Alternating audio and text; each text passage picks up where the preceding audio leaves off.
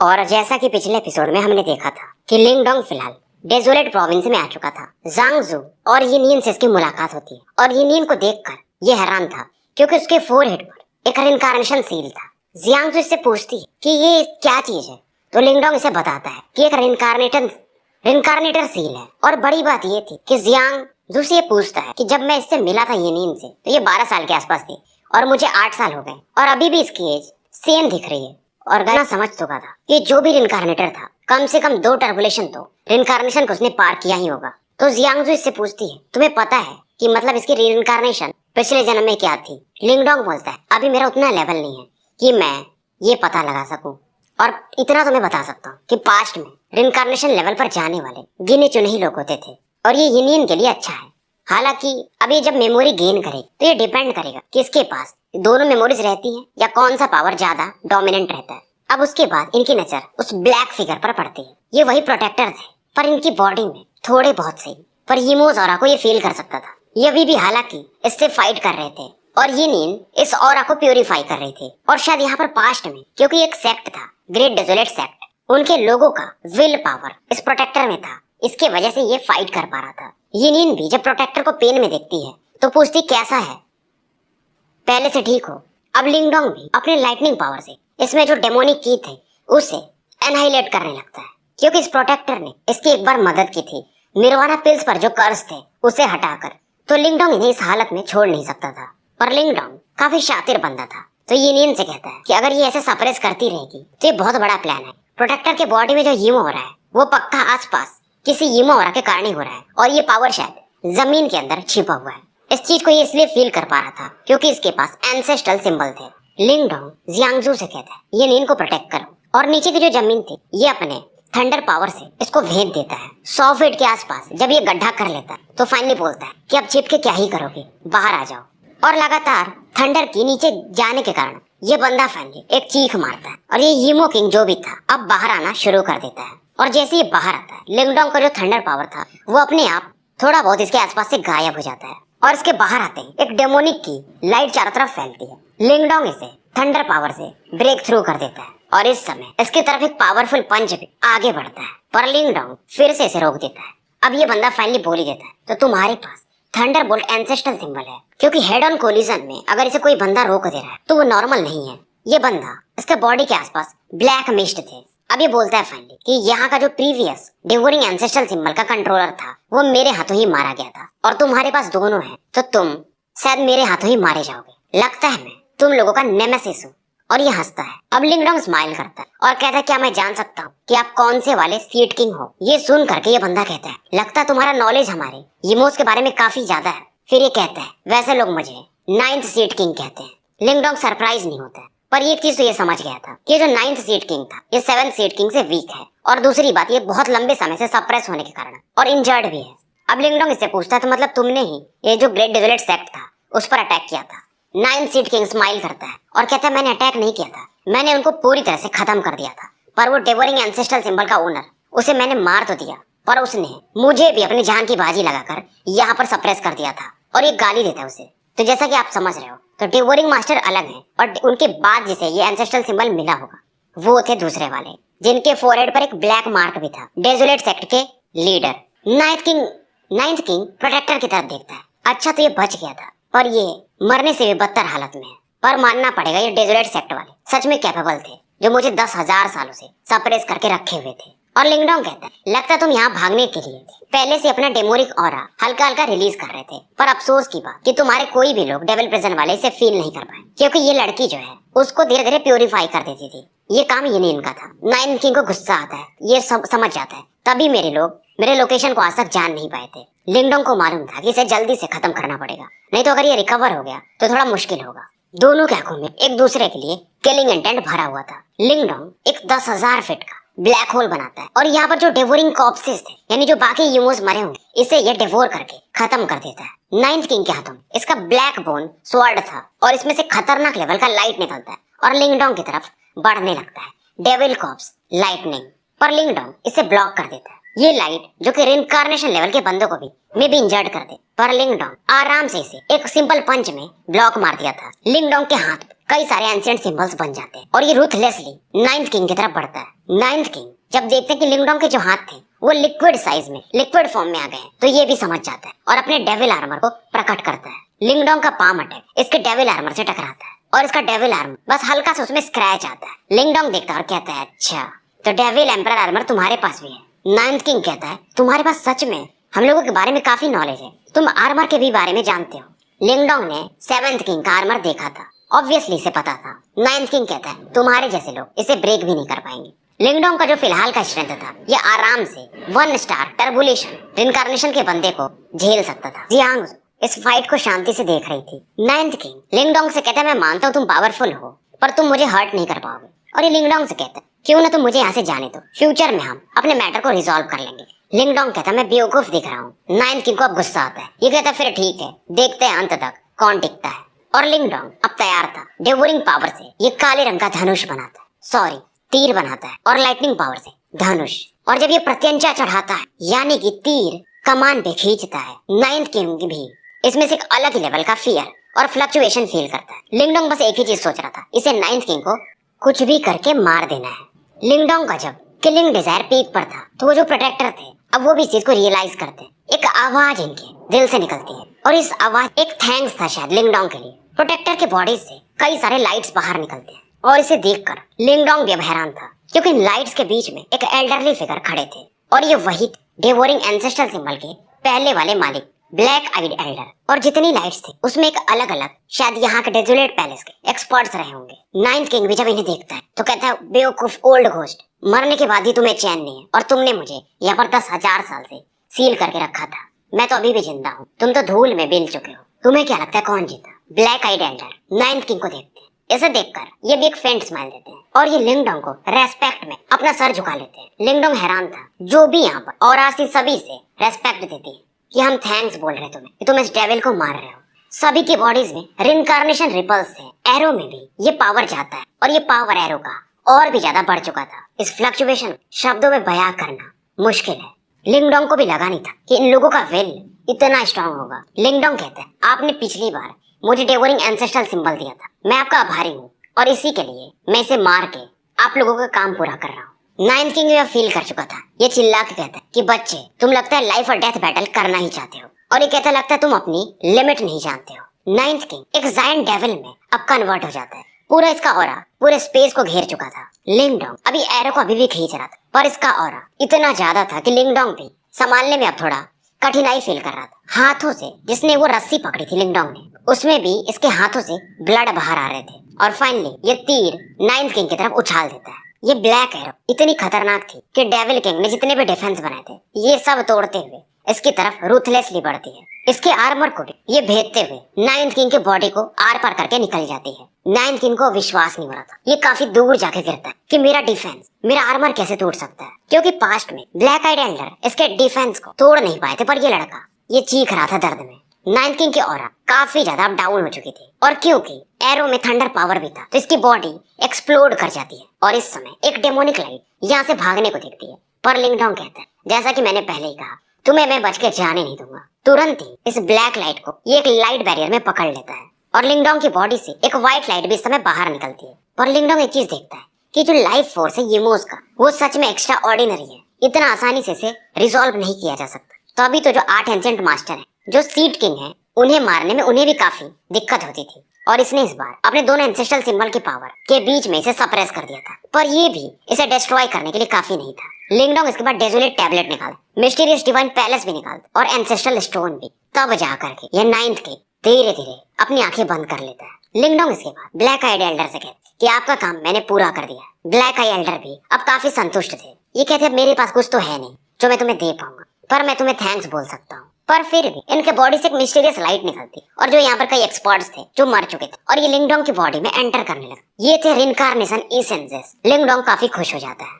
और ये मिस जियांगजू से भी कहता है इससे आप भी अब्सॉर्ब करो, ये आपके लिए काफी अच्छा होगा। ये नींद देखती है और इस ऑरा को टच करके कहती मेरे लिए कोई काम की चीज नहीं है। लिंगडोंग फील करता है इसकी ऑरा बढ़ चुकी है पर अभी भी ये रिनकार्नेशन पर पहुंच नहीं पाया था। इधर सीन शिफ्ट होता है और डेविल प्रिजन को दिखाया जाता है। यहाँ पर कई सारे रेड लैंप लगे हुए थे डार्कनेस के बीच में और उनमें से एक बुझ जाता है और यहाँ पर जो बैठे लोग थे उनमें से एक कहता है नाइन्थ किंग मारे जा चुके हैं। दूसरी आवाज आती कि क्या ही अनलकी था वो। लास्ट टाइम 10,000 साल पहले वो डेवोरिंग एंसेस्ट्रल सिंबल के दूसरे वाले ओनर से फाइट कर रहा था, पर हमारा उसका कनेक्शन टूट गया था। शायद उसे उसने सील कर दिया था और हमने ट्राई भी किया तो वो मिला नहीं। फिर ये कहते हैं डेविल एम्परर के पास यानी नाइन्थ किंग के पास आर्मर भी था, मतलब उसे जिसने मारा है वो स्ट्रॉन्ग बंदा ही होगा। और उसके बाद ये लोग बात करते हैं कि स्पेशल जो मास्टर है वो भी अब जाग चुके हैं। तभी इनमें से एक कहता है थंडरबोल्ट मास्टर भी, और ये कहता है कि वो इधर ही आ रहा है। तो ये सब जो भी किंग्स होंगे वो कहते हैं कोई नहीं, उसे इस बार हम अपने जाल में फंसा के यही मार देंगे। और ये डिस्कस कर रहे थे कि अब हमें अपना जो बैटल है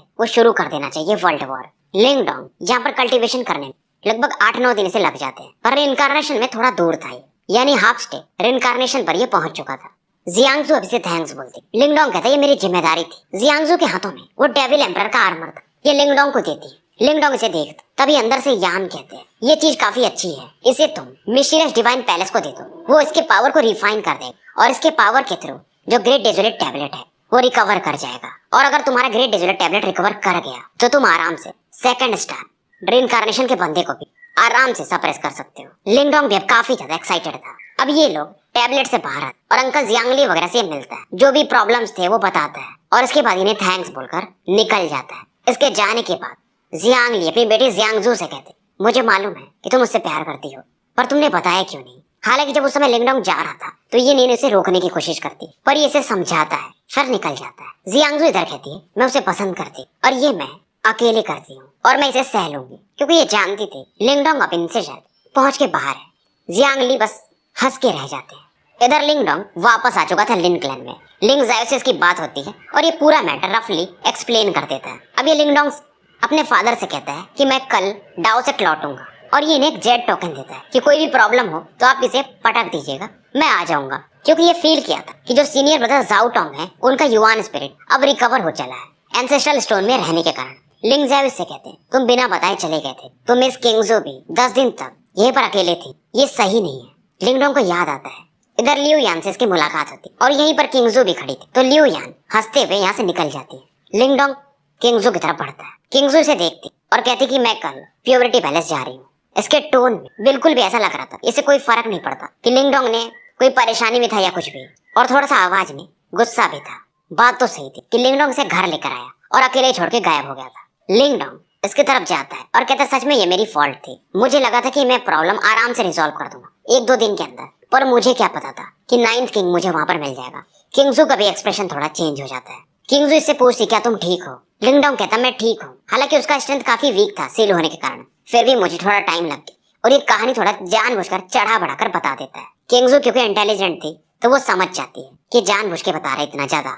हालांकि 9th किंग कोई नॉर्मल बंदा नहीं था, ये चीज ये जानती थी। फिर ये फाइनली बोलती है कि अगली बार से अगर तुमने ऐसा कुछ किया तो मैं तुम्हारे साथ नहीं आऊंगी वापस। लिंगडोंग कहते हैं अगली बार से पक्का, मैं कहीं भी जाऊंगा तुम्हें लेकर जाऊंगा, ये एटलीस्ट बता के जाऊंगा। अब ये टॉपिक चेंज करता है कि तुम कल जा रही हो।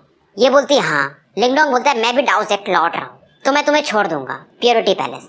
किंगजू भी इससे कहती ठीक है, और उसके बाद लिंगडोंग इससे कहता मैं जाने के बाद कल्टीवेशन में चला जाऊंगा ताकि रिइंकार्नेशन पर पहुंच पाऊं, तो कुछ समय में मिल नहीं पाऊंगा। किंगजू इससे कहती तुम्हें थोड़ा टाइम जेनिथ सेंसिंग आर्ट को मास्टर करने में देना चाहिए, तुम बेसिकली उसके एंट्री लेवल पर हो अभी। किंगजू जैसे यहाँ से जा रही थी लिंगडोंग इसके वेस्ट को पकड़ लेता है। ये भागने को देखती है और थोड़ी पैनिक भी हो जाती है और फाइनली एक हार्ड टोन में बोलती है तुम करने की कोशिश क्या कर रहे हो। पर लिंगडोंग बस इसे हक करता है और थैंक यू बोलता है। अब क्योंकि ये लोग कोर्ट यार्ड में थे तो कुछ लोग यहाँ पर जैसे ही वापस आते इन्हें देख लेते हैं। किंगजू थोड़ा सा एम्बैरेसमेंट फील करती और गुस्से में जल्दी से उड़ के भाग जाती है। लिंगडोंग देखता है यहाँ पर किंग टान थे। फिर ये कहती है कि बिग ब्रदर कि आपके पास तो यिंग हुआनवान भी है डाओ सेक्ट की, ऐसा करोगे तो मैं उन्हें बता दूंगी। लिंगडोंग इसको धमकाने की कोशिश करता है तो ये कहती है मैं भी डार्कनेस पैलेस की मास्टर हूँ, कोई बच्ची नहीं। लिंगडोंग इसके सर को प्यार से सहलाता है। किंग टान भी कहती है तो कल आप डाओ सेक्ट जा रहे हो तो मैं भी चल रही हूँ। लिंगडोंग कहता है नहीं, तुम्हें मम्मी पापा के साथ रहना चाहिए। ये बोलती है मैंने उन्हें मना लिया है। लिंगडोंग जैसे इसको मना करता है बार बार, ये बोलती है फिर ठीक है, मैं युवान स्पिरिट मैसेज यिंग हुआनवान को भेज देती हूँ और आपके कारनामे बता देती हूँ। लिंगडोंग समझ जाता है अब ये कुछ नहीं कर सकता था। तो अगले दिन की जब सुबह हुई तो वे किंगटान को लेकर और किंगजू को लेकर यहाँ से निकलता है। पहले ये किंगजू को प्योरिटी पैलेस छोड़ता है, उसके बाद ये दोनों डाओ सेक्ट के लिए निकल जाते हैं। आधा दिन में ही ये डाओ सेक्ट पहुंच भी गए थे। हुआनवान इससे पहले ही फील कर लेती और कहती है तुम फाइनली वापस आ गए। लिंगडोंग से पूछे तुम बाहर क्या कर रही हो। ये बोलती है तुम्हारा वेट। लिंगडोंग इसे देखता है, पहले से काफी ज्यादा अब शांत हो चुकी थी। ये बोलता है तुम्हें कल्टीवेट करना चाहिए, बाहर क्या कर रही हो तुम।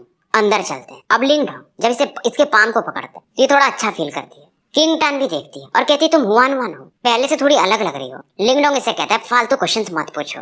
अब इधर फ्लेम मास्टर इन तीनों को देखते हैं। इनके चेहरे पर एक कॉम्प्लिकेटेड एक्सप्रेशन था। अंदर आने के बाद किंग टान और हुआन वन निकल जाती है और लिंगडोंग को अकेला छोड़ देती है और ये अपने पुराने दिनों को याद करती है कि कैसे युआन कांग से इन दोनों ने मिलकर फाइट किया था। बहुत सारे लोग इस समय खुश थे लिंगडोंग को देखकर। फिर फाइनली ये तीनों यिंग जुआनजी के पास जाते हैं और यिंग जुआनजी से कहते हैं कि अब सीनियर ब्रदर जाओटोंग बाहर आ सकते हैं। जाओटोंग एंसेस्ट्रल स्टोन में से बाहर निकल, हालांकि ये अभी बस युआन स्पिरिट बॉडी थी पर फिर भी ये काफी स्ट्रांग थे, ये भी काफी इमोशनल थे। और यिंग जुआनजी भी, जाओटोंग भी यिंग जुआनजी को ब्लेम नहीं करते क्योंकि ये बोलते हैं कि टीचर लास्ट टाइम मेरी ही गलती थी, आपके समझाए जाने के बावजूद मैं युआन गेट में एंटर कर गया था। जैसा कि लिंगडोंग भी कभी भी यिंग जुआनजी की गलती नहीं थी क्योंकि इनके ऊपर जिम्मेदारी थी पूरे डाओ सेक्ट को बचाने की।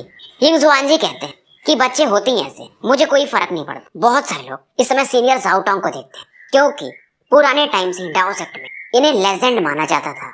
जाओटोंग इस समय लिंगडोंग को ग्रेट करते हैं कि ये सब तुम्हारे वजह से संभव हो पाया और एंसेस्ट्रल स्टोन में इनके युआन स्पिरिट अगर लिंगडोंग प्रोटेक्ट नहीं करता तो ये कब के अब तक दुनिया से गायब हो चुके होते। अब लिंगडोंग इन्हें इनका स्पेशल एंसेस्ट्रल सिंबल वापस करता है। जाओटोंग हैरान थे कि इस बंदे के अंदर बिल्कुल भी चाहत नहीं है इस एंसेस्ट्रल सिंबल की। ये थोड़ी देर शांत रहते, एंसेस्ट्रल सिंबल को लेते हैं और स्पेशल एंसेस्ट्रल सिंबल पर जो इनका ब्लड कनेक्शन था उसे ये काट देते हैं। लिंगडोंग हैरान था, जाओटोंग इसमें स्पेशल एंसेस्ट्रल सिंबल मतलब उससे बात करते कि मेरे वजह से तुम डेमोनिक की से इतने साल लड़ते रहे, अब फाइनली तुम्हारी पारी एक नए ओनर के पास जाने की आ गई है जो मेरे से भी परफेक्ट है। लिंगडोंग देख रहा था जाओटोंग स्पेशल एंसेस्ट्रल सिंबल इसे दे देते हैं। ये लेने को तैयार नहीं था पर बार बार जिद करने के कारण और यिंग जुआनजी के कहने के कारण ये इसे ले लेता है। हुआन वन अपना आईसी कोल्ड हाथ इस पर रखती है कि अरे ले लो भाई, क्योंकि स्पेशल एंसेस्ट्रल सिंबल और सीनियर जाओटोंग दोनों का यही चॉइस था। अब लिंगडोंग जैसे ही स्पेशल एंसेस्ट्रल सिंबल को अपने पाम पर लेता है, लिक्विड फॉर्म में कन्वर्ट होके ये इसके बॉडी में एंटर कर जाता है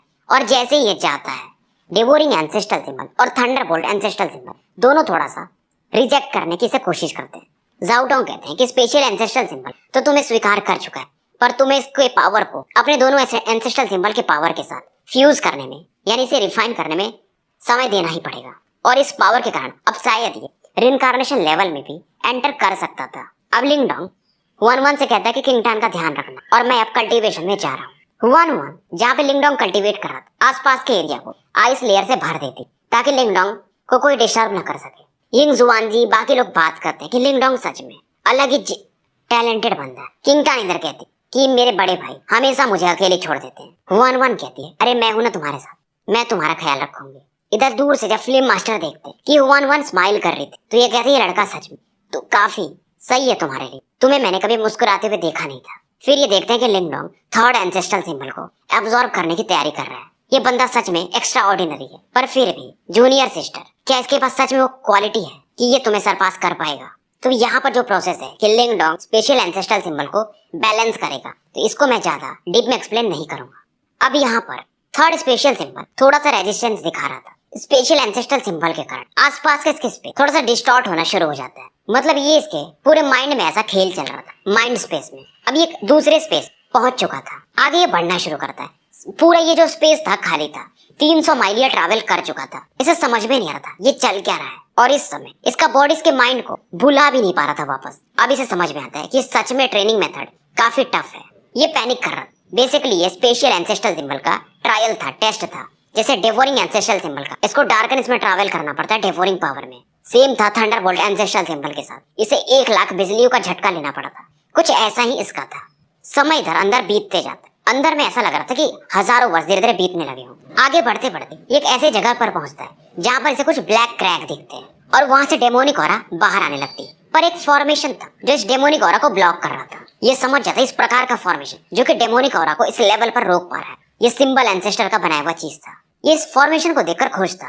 तभी ये नीचे देख, ये फॉर्मेशन इसमें ये भी ऐसा लग रहा था सप्रेस हो चुका है और ये बाहर निकल ही नहीं पा रहा है। फॉर्मेशन के सामने एक लाइट फिगर, इल्यूजनरी फिगर को देखता है। ये थे सिंबल एंसेस्टर, पर ये इनकी बस ऊपर की आधी बॉडी थी। सिंबल एंसेस्टर अपने एक उंगली लिंगडोंग पर अटैक कर देते हैं पर लिंगडोंग इस अटैक को डॉज नहीं करता है। वो फिंगर अटैक लिंगडोंग की बॉडी से आके टकराता है और इसकी बॉडी एक मिरर के समान थी जो कि क्रैक्स होके टूट जाती है। इसका दिमाग ऐसा लग रहा था ये खोने सा लगा हो। बेसिकली ये अपने माइंड में यानी बॉडी में आ चुका था वापस। इसके पसीने उस समय छूट गए थे। आंखें जब खोलता है तो इसे आइस बैरियर दिखता है। ये समझ जाता है कि मैं डाउ सेक्ट में वापस आ चुका हूँ। वहां पर जो इसने देखा था, बेसिकली इसने सिंबल एंसेस्टर ने कैसे एक फॉर्मेशन बनाया था, ये मोज को सप्रेस किया था, ये सभी चीजें वहां पर इसे दिखाई दी थी। ये अपने पसीने को पोंछता है, अपने पाम को देखता है तो उसमें से एक सिल्वर लाइट बाहर निकल रही थी और उसमें एक अलग ही लेवल का फ्लक्चुएशन भी था।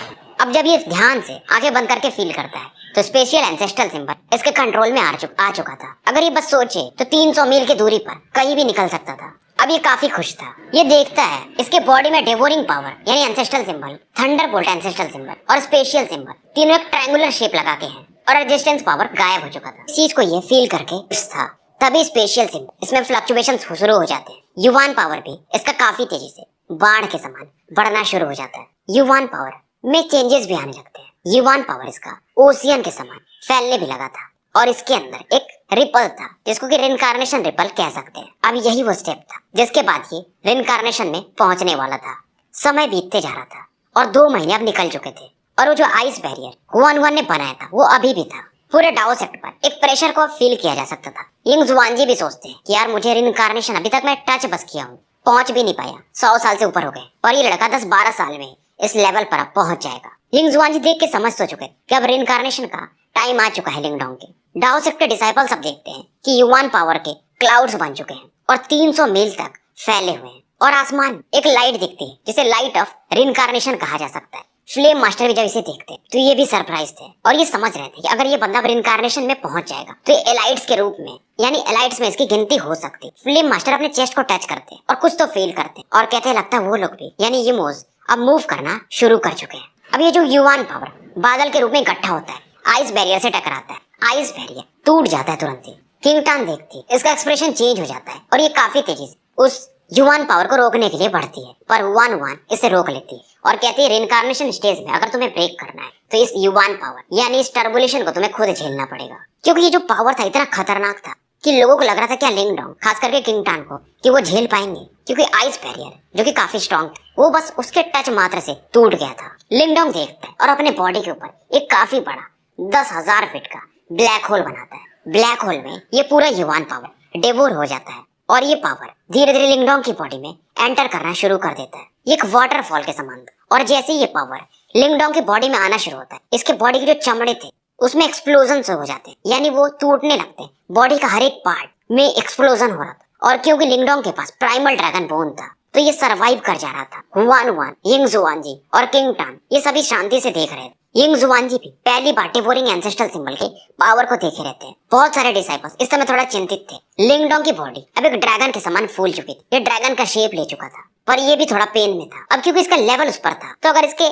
चमड़े वगैरह जाते तो वो फिर से जन्म ले रहे थे, पर अगर इसका स्केलेटन है तब तक ऐसा हो सकता है और प्राइमल ड्रैगन बोन के कारण ये सुरक्षित था। थोड़ा धीरे धीरे ये चीज चलते रहता है और शाम हो जाती है और फाइनली जो बचा कुचा डेवोरिंग पावर ह्यूमन पावर का था उसे भी ये एब्जॉर्ब कर जाता है। लिंगडोंग जो कि एक ड्रैगन फॉर्म में था अब ये ट्रांसफॉर्म होता है और फिर से एक स्किनी फिगर के रूप में प्रकट हो जाता है। लिंगडोंग इसमें ब्लैक क्लॉथ्स में था, बाल इसके ब्लैक कलर के थे और हवा के कारण थोड़े बहुत उड़ भी रहे थे। बॉडी पर इसके हल्का सा एक पर्पल कलर मिक्स था, गोल्डन कलर, जो कि ड्रैगन का प्रेशर था। लिंगडोंग इस समय आसमान की तरफ देख रहा था। इसके बॉडी से जैसे ही अपना हैंड साइन मूव करता है एक लाइट पिलर बाहर निकलता है और एक लाइट प्लेट में ये बदल जाता है। जुआनजी जब इसे देखते हैं तो पहचान जाते हैं। ये प्लेट काफी तेजी से रोटेट कर रहा था। ये था रिनकार्नेशन प्लेट।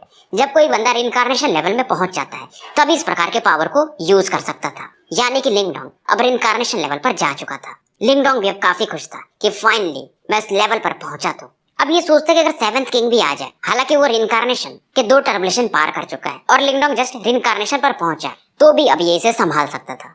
ये अभी सोच ही रहा था तभी इसके सामने किंगटन आती है और ये लिंगडोंग को सहलाती है कि आप ठीक हो। हुआन हुआन भी आ चुकी थी। लिंगडोंग हाँ में सर हिलाता है और पूछता है कि कितने साल हो गए मुझे कल्टीवेशन करते हुए, मतलब कितना टाइम हो गया। किंगटन कहती है 2 साल। लिंगडोंग चौंक जाता है। फिर ये देखता है कि किंगटन स्माइल कर रही थी। ये गुस्से में कहता है बकवास बंद करो, अभी भी तुम्हें मजे लेने हैं। किंगटन डर जाती है कि मैं बस ऐसे ही बोल रही थी।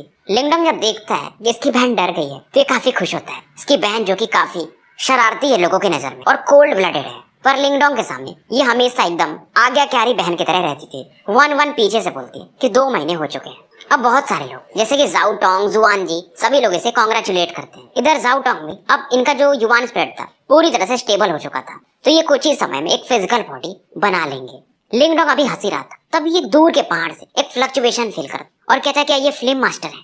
जुआन जी भी उस तरफ देखते हैं और इनकी तरफ रेड लाइट काफी तेजी से बढ़ती। लिंगडोंग देखता है कि फ्लेम मास्टर, इनका ऑरा थोड़ा सा स्लगिश था। फ्लेम मास्टर तुरंत ही कहते हैं केओटिक डेमंसी में कुछ तो हो रहा है। लिंगडोंग समझ जाता है मतलब ये यीमो का काम है। फ्लेम मास्टर कहते हैं हाँ वो मूव करना शुरू कर दिए और केओटिक डेमंसी, उसकी हालत अब शायद काफी बुरी है क्योंकि वहां पर मेरा एक्चुअल बॉडी है, तो मैं ये फील कर सकता हूँ। और उन्हें मेरे बॉडी का एक्चुअल लोकेशन भी मिल चुका है। वो बॉडी इनकी लावा डोमेन में थी जहाँ पर लिंगडोंग एक बार गया था। इसे मालूम था कि वहां पर फ्लेम मास्टर शायद किसी चीज को सप्रेस करके रखे हुए हैं। फ्लेम मास्टर हाँ में सरगाते हैं और ये बताते कि वहां में एक प्रिजन को सप्रेस करके रखा हुआ है और वहां पर कॉस्मिक एविल डेविल किंग है जो कि यीमो एम्परर के बाद सेकंड नंबर का स्ट्रॉन्गेस्ट बंदा माना जा सकता है और शायद बाकी जो यीमोस किंग है उस बॉडी को ही लेने आ रहे हैं। और अगर ऐसा हो गया तो बैटल में हम डिसएडवांटेज में जा सकते हैं। हालांकि लिंगडोंग ने देखा था कि कॉस्मिक एविल किंग की बॉडी युवानजी ट्रायो ने भी बनाई थी, पर वो नॉर्मल था और ये वाली एक्चुअल बॉडी है। अब लिंगडोंग इनसे पूछता है कि मैं क्या कर सकता हूँ। फ्लेम मास्टर कहते हैं मुझे तुम्हारी हेल्प की जरूरत नहीं है। तो लिंगडोंग पूछता है फिर किसका हेल्प करना है। ये बोलते कि जो केओस मास्टर है उनका भी लोकेशन उन्हें मिल गया है और वो लोग उस पर अटैक कर रहे हैं और केओस मास्टर अभी भी रिकवर नहीं हुए और वो अपने रिकवरी के आखिरी स्टेज में है, तो तुम्हें उन्हें प्रोटेक्ट करना पड़ेगा। लिंगडोंग केओस मास्टर से मिल चुका था, वो जो केओटिक टावर था उसी में वो रहते थे। अब ये पूछता है कि थंडर मास्टर वगैरह बाकी लोग कहाँ हैं। फ्लेम मास्टर बताते हैं कि ये लोग प्रिपेयर्ड थे डेविल प्रिजन वाले, उन्होंने थंडर मास्टर को और स्पेशियल मास्टर और डार्कनेस मास्टर को फाइट में उलझा रखा है और सप्रेस करके रखा है, इसीलिए तुम्हारी जरूरत है। और लाइफ और डेथ मास्टर, उनके बारे में हमें अभी भी नहीं पता है क्योंकि पास्ट में सबसे ज्यादा इंजर्ड वो जूनियर सिस्टर के बाद वही हुई थी। लिंगडोंग चौंक जाता है, ये बोलता है लाइफ और डेथ मास्टर मरी नहीं है क्योंकि लाइफ और death ancestral symbol human form में आ चुका था जिसका ह्यूमन फॉर्म मू लिंगशान थी। और इसे याद आता है कि इन लोगों ने बताया था वेल क्लैन वालों ने कि जब लाइफ और डेथ मास्टर, क्योंकि वो वेल क्लैन की ही थी, तो उनकी बॉडीज को इन्होंने ला के वहां पर रखा तो था, पर जब ये दोबारा गए तो उनकी बॉडी वहां पर थी नहीं और वहां पर एक अंडा था जो कि मूल इंसान के रूप में बाद में प्रकट हुआ था। फ्लेम मास्टर कहते लाइफ एंड डेथ मास्टर, वो लाइफ और डेथ को कंट्रोल करती, उनको मारना इतना आसान नहीं था। तो लिंगडोंग अब समझ जाता। और केओटिक डेमंसी में जहाँ पर केओटिक मास्टर है, केओस मास्टर, वहां पर गु मेंकी वगैरह भी रहते हैं और उसी के आसपास टांग जिन लियान और मू लिंगशान, तो इसे अब जाना ही था। 1-1 इसके साथ जाने को तैयार हो जाती। फ्लेम मास्टर कहते हैं पहले संकोच करते हैं फिर तैयार हो जाते हैं और इनके साथ किंग टान भी अब जाने को तैयार थी। तो फ्लेम मास्टर कहते तुम तीनों एक दूसरे का ध्यान रखना। लिंगडोंग जाने से पहले सेक्ट मास्टर से कहता है कि आप डाओ सेक्ट को सील कर दो, कहीं यहाँ पर ना अटैक हो जाए। अब ये तीनों स्पेशल एंसेस्ट्रल सिंबल के कारण तुरंत ही केओटिक डेमंसी की तरफ निकल जाते हैं। यिंग जुआनजी वगैरह भी अब चिंतित थे कि मतलब ये बैटल शायद अब शुरू हो चुका है।